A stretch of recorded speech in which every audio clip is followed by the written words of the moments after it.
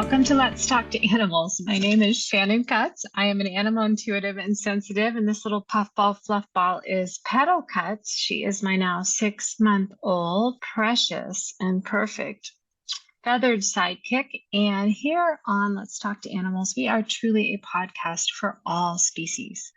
Everybody is invited to the party, and we tackle different topics every single episode. And we've covered the spectrum from dietary health to energy work to how animal communication happens, who can do it. And today I want to share some insights from a recent spate of clients that I've had who are really struggling with their pets' anxiety. We live in anxious times. We are all struggling with anxiety, regardless of species. And because we share our lives with one another, if one member of the family is anxious, the ripple effect tends to be that anxiety is amplified in the other family members as well. I tend to find that my animal communication client load comes in waves. Sometimes I will have a whole series of clients who are working their way through end of life or transition issues. Then I'll have a number of clients come through who are seeking to reconnect with their pet in spirit, or maybe call their animal back into their life through pet reincarnation into a new body. And right now, I'm experiencing a rather high number of clients who are coming to me saying, I feel like my pet is really anxious and can't relax. There's all kinds of ways to look at the energy that presents as possible anxiety. One of the ways to look at that energy is, yes, it's anxiety. Absolutely. It walks like anxiety. It talks like anxiety. It's anxiety. But there are also a number of other interpretations that we can take a look at. And rather than try these interpretations on for size on our own, consulting our left brain mind and kind of turning ourselves into a think tank of one to try to figure out what's going on with our animal, I found that the best way to figure out what's going on, really, what's really happening inside that animal's skin, is to ask the animal directly. That's what I do. That's the work I do as an animal communicator. I'm able to talk with all species and receive information that I can then decode and translate, put into words, and share with other human animals, members of my own species. And so if that's of interest to you, please do consider having a chat with your own animal love. Consider possibly scheduling a session. Would be my honor and my joy. But today, let's really focus in on pet anxiety, or what looks like pet anxiety. So the first thing I want to take a look at is we have a natural empathy as a human animal, to where we have the ability, very unsung ability, very underrated ability. We have the ability to project ourselves into another being's experience of life. In fact, that's the definition of empathy, is to be able to feel and sense what another being is feeling and sensing without knowing how or why it happens. It simply happens. When we're looking at an animal who appears to be acting anxiously, maybe they have a high energy level, or maybe they have a very low energy level. Maybe they are exhibiting behavior changes throughout the day. Maybe they are interacting differently with other family members, with other animals that they know, with their diet, or with their regular schedule. There are all kinds of cues that we may recognize as possibly pointing to anxiety. And most of the time, it's because we've experienced those same cues and labeled them as anxiety in our own lives. So, for instance, when I'm very anxious, I tend to change my eating habits. I'm not as hungry. Some people get more hungry. I'm not as hungry. When I'm very anxious, I tend to have disturbed sleep, and I maybe even sleep more at different times of day than would be normal, because I can't sleep during the regularly scheduled sleep hours at night. So my schedule shifts. Maybe my energy changes. A lot of times when I'm anxious, I find that I talk faster, or that I am less likely to seek out help So I kind of keep to myself and trying to kind of rein in my energy so that it won't impact others in a negative way. So these are some ways in which I might project how I experience anxiety onto one of my own animal family members and say, well, I do that when I'm anxious. Therefore, since they're doing something similar, that must mean they're anxious too. And it could mean something completely different. Obviously, the only way to know for sure is to ask. But the very first step is actually to just take off our anxiety glasses for a moment and just put on a pair of glasses with clear lenses and get curious and wonder and think, well, I'm not going to label that as anxiety just yet. I'm just going to get curious and see, what could it be? And just feel if anything rises up. Here's a really good example from a recent client that I talked with who came to me saying, my dog is just acting really, really anxious. And especially around a certain time of day, it just feels like his anxiety really spikes. When I talked to her dog, he told me, it's not anxiety, it's anticipation. I'm excited. And the analogy he gave me, which is really funny because I'm about as far away from an Olympic athlete as you can imagine, but the analogy he used is when you're an athlete and you get up to the starting line, maybe you're running a race or you're going to do a swimming event or something like that, and you have this heightened energy in your body, and you can either let it get to you and make you anxious, or you can harness it as rocket fuel and allow it to work for you and propel you forward. And he's saying, yes, I am more intense. Yes, I am more energetic, but it's excitement and anticipation, not anxiety. And so that's one way to look at it. Now, this particular animal also had a number of other interesting things to share about the behavior that his person was interpreting as anxiety. And I want to just stop for a moment and say kudos to this dog's human for caring so much and for being willing to pull out all the stops to make sure that her sweetheart, her soul dog, is okay, is feeling good, is getting his needs met. There's never any shame or self-judgment implied when we're talking about what we think our animal's going through versus what our animal tells us is actually happening. The most important thing is to tune in and go, I want to understand this better. I want to amp up my empathy ability, or really tune into my empathy, what I call the empathy channel, the interspecies empathy channel, to really take a walk in their paws or their claws or their wings, to really feel and sense what they're feeling and sensing, so that if there's anything I can do to make their life even more wonderful, I want to know and do it.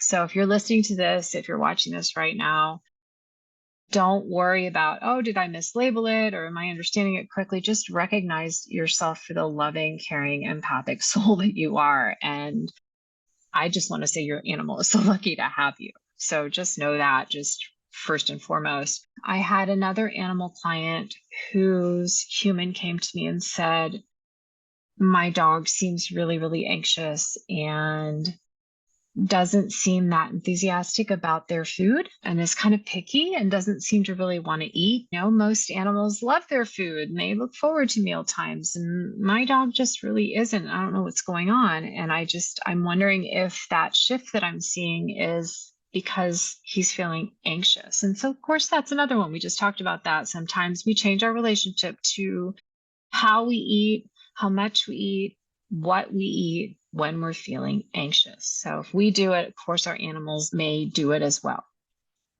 Now, what this dog showed me was that his diet wasn't agreeing with him. And we're not going to talk about kibble-based diets on this particular podcast episode, and I'm not technically qualified. I would point you in the direction of some of my podcast guests, like the Pet Parenting Reset or Dr. Judy Morgan, who are much more qualified to guide you through a diet transition. But it just so happens that this dog was eating a pure kibble diet and showed me that he had some kind of stuck energy in his kidneys and in his lymphatic system because it was so hard for his body to break his food down and get the nutrients out of it.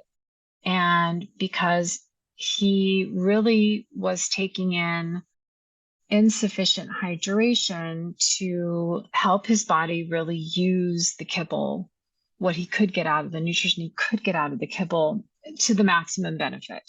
And so his body was like, literally his physical mechanism was just a little sluggish. And it was manifesting. Of course, he wasn't that excited about his food, and he wasn't really eating enough, and it was kind of interfering with how his body was naturally wired to work. The whys of that, and whether you believe in kibble diet or a raw diet or something in between, that is a topic for a whole nother podcast episode and probably a different presenter. But this is just what he told me. As an animal communicator, I'm not an expert in the dietary needs of different species. I'm not an expert in the physical organism and how it's meant to work. What I'm an expert in is having a conversation with an animal and to ask for them to share their perspective. What's going on with them in their life? How are they feeling? What's working? What's not working? Share that information with their human so that that human can then take next steps. Go consult a holistic veterinarian, go talk with an energy healer, go and work with a behavior consultant or an end-of-life doula or whatever needs to happen next. With good information, we can then make much better decisions on behalf of our animals, the pets that we love. And so that's my role. I'm the first person to say, run, don't walk to the veterinarian or the holistic veterinarian or the behaviorist or the healer. Go find the right expert with the right credentials to take those next steps based on the information that your animal gives you. And that in itself can be a whole conversation. So there's another example of how an animal's life experience may not really have anything to do with anxiety per se. It's certainly not an environmental or an emotional anxiety. There's an argument to be made that there can be a literal chemical anxiety, a physical anxiety when you're having indigestion, when your body's not able to use your food very well, when you're not able to digest it and eliminate and just do all those wonderful things that we tend to take for granted that our bodies just kind of do autonomically for us. We could say, yeah, there's a little bit of physical, systemic anxiety going on in the biological organism, absolutely. But then we can take those next steps based on the information to go and see, okay, maybe I make a dietary adjustment and see if the behavior change that I've been witnessing then resolves itself. Another example of what can appear to be anxiety is, this is my passion point, and this is one of my specialities, is the highly sensitive temperament trait. This is a genetic temperament trait. Researchers have traced it to over 100 species, including our own, the Homo sapien, definitely with dogs, cats, birds, reptiles, fish. Highly sensitive animals of any species have a trait that is evolutionarily advantageous under certain types of environmental conditions. And what that means in plain English is that if 80% of the population, of the species population, behaves one way when, let's say, a natural disaster occurs, and 20% behaves a different way, then there's a greater chance that that animal population will survive the disaster. So let's say there's a forest fire and 80% of the gophers run underground. And that turns out to be the wrong behavior because the fire overtakes them and they all perish. Well, the 20% that's highly sensitive might choose to run in a different direction. And because they didn't follow the 80% that's not got the highly sensitive personality trait, they survive and the species continues. So that's a very extreme example of how the highly sensitive personality trait can work, how it developed most likely, and why it's a good thing that we have it. But highly sensitive, just the term highly sensitive, this doesn't mean quick to take offense. It doesn't mean they've got a thin skin. It means they are highly attuned to their environment. They're highly aware. Sensitivity in this case indicates sensory awareness and alertness, finely tuned ability to pick up subtle changes in the environment, subtle nuances, shifts in the personalities surrounding them and the environment surrounding them. And this can mean that the world, not their relationships, even their own bodies can feel overwhelming at times, and just too much, too loud, too close, too bright, too everything all at once. And they tend to need more downtime. They tend to need more alone time. They tend to seek out natural environments. If you see a dog or a cat just laying down on the lawn for a while and just kind of grounding with the earth and attuning their body to the magnetic frequency of the earth, this is a way of off-gassing, of detoxifying from some of the impact of what's going on around them in their daily life. And so a highly sensitive pet can have this trait. It's a genetic trait. It's a heritable genetic trait. They don't develop it. It can be influenced by environment. So there's the argument for nature, which is the genetics, and then nurture, which is the environment. A highly sensitive animal that's repeatedly subjected to highly intense or negative experiences may become even more sensitized, even more reluctant to engage with life in the world, even more withdrawn or self-protective as a result of that. However, the highly sensitive trait can also provide an animal with a more extreme adaptability to come out of trauma, to come out of difficult environments and actually turn around and thrive.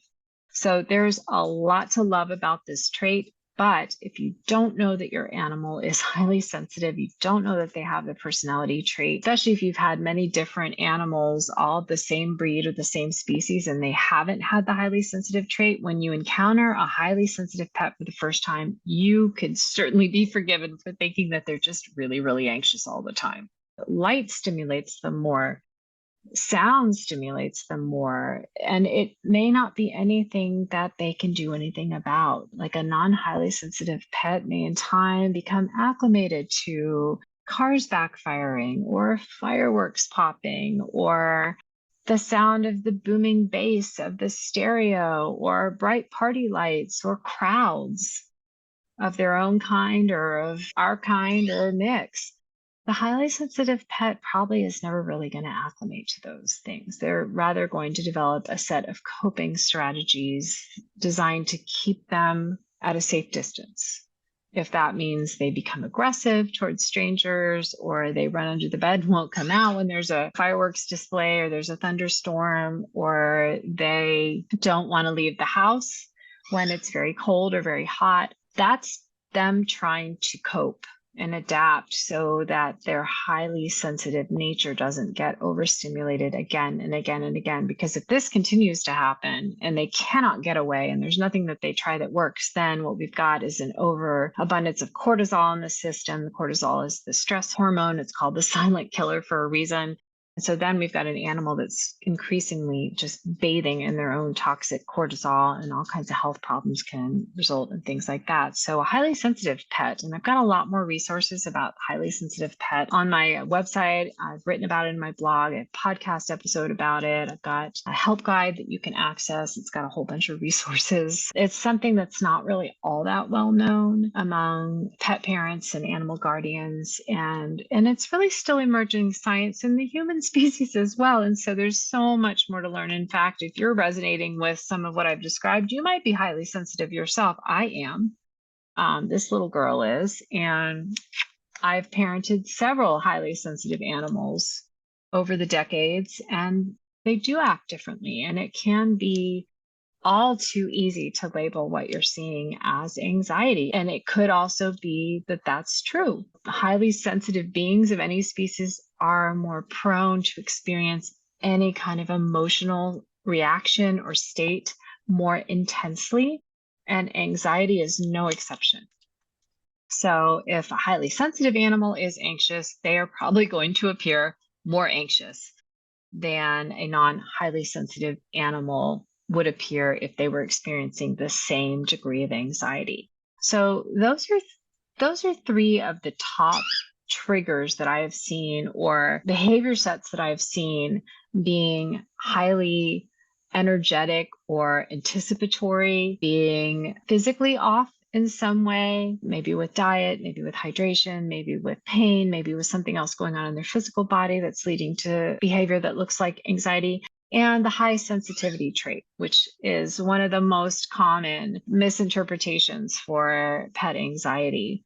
And there are many, many more, but that's what I wanted to highlight for you today, because I have seen so much of this over the last few weeks in my own animal communication client practice. And I hope that these insights and these tips may be helpful to you, especially if you're worried about your own pet or an animal that you've rescued or that you're fostering or caring for, the animals that you work with.